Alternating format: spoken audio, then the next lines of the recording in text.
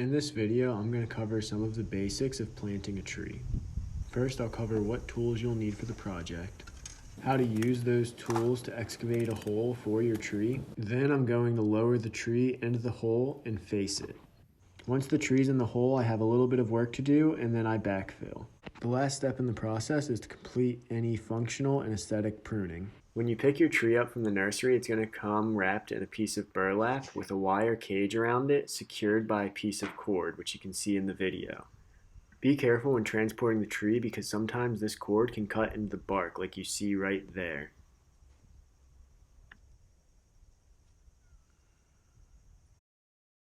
A shovel and a landscape bar are going to be absolutely necessary to get your tree in the ground.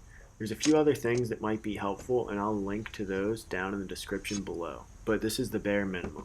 If you need to transport your tree, I would definitely recommend getting a tree cart because as you can see, it's going to be very heavy. I'd estimate that this 6-foot tree is probably about 200 to 250 pounds. Once you have all of your tools ready, it's time to start digging. Unfortunately, I don't know any tips or tricks to make digging the hole any easier. It's just going to take a lot of hard work. I like to use the landscaping bar to break through hard compacted soil. In this case, I go back and I use a hand trowel to get the dirt out since I'm working in such a tight space. Some people recommend digging a hole that's twice as deep and twice as wide as your root ball, but in this case, since there's already landscaping in place, that's not going to be possible. So I'm using the shovel in my hand as a guide to estimate about how large I need this hole to be in order to fit the tree in. At some point, I think I dig up somebody's dead animal because I find this little collar and one bone. So that's pretty much where I stop digging because I don't want to find the rest of the animal.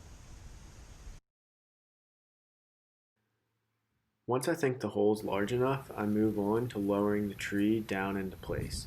Then I'm going to face it or orient it in a way that looks the best, and in this case, it's going to be partially functional as well.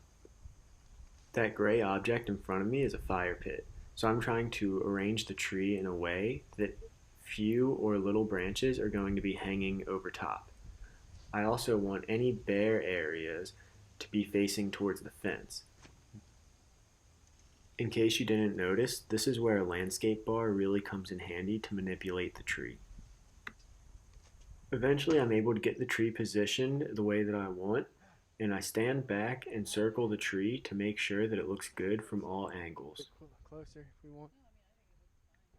Once I'm finally happy with the way that it looks, I'm ready to move on to backfilling the hole. In this clip, you're going to notice a few things. First, the tree is about 2 or 3 inches above grade, and that's on purpose. I like to plant trees slightly higher than ground level because it helps improve drainage. Also, I leave the burlap and cage on the tree. Here's a close-up on the damage that cable or that cord can cause against the trunk.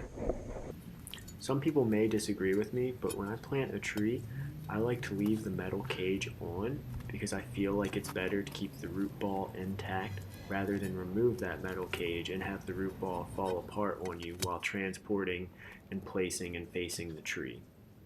So once I've got the tree in position, I just take my landscape bar like you can see and I try to maneuver that metal in a way that it won't be sticking up after the tree's planted.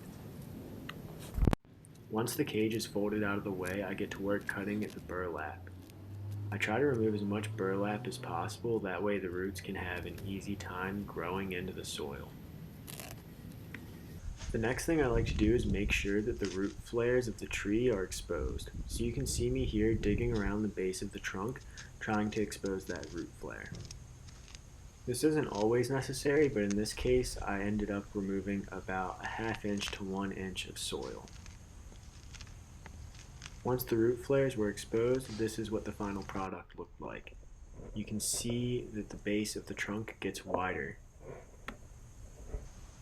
Now I'm ready to start backfilling. This is a simple process where you just take the soil that was removed from the hole and put it back into place around the root ball.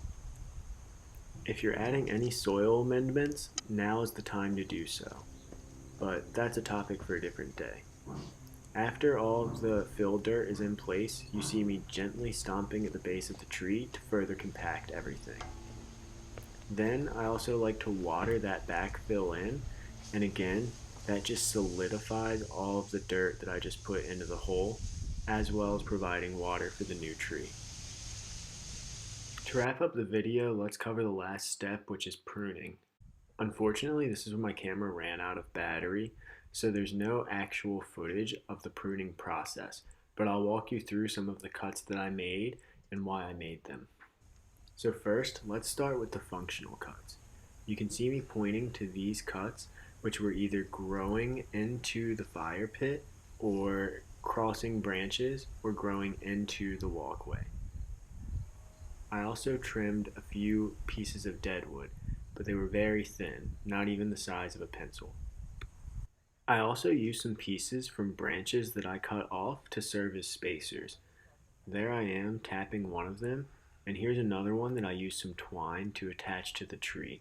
I made this choice because the main stems of the tree were very close together, and I thought that it would look better aesthetically to have a little bit more separation. I also thinned out the canopy, which is that last cut that I pointed to, and you can see here that there's plenty of space for air and light to circulate through the tree, which is going to make a healthier plant. After a few basic steps, I was able to successfully get this tree in the ground. If you found this information helpful, please subscribe and leave any comments of things that you want to see or suggestions down below. Also, please use the links in the description section to buy any tools or any materials that you may need for this project, as they are Amazon affiliate links, and it will help me to create more content that will be helpful to you.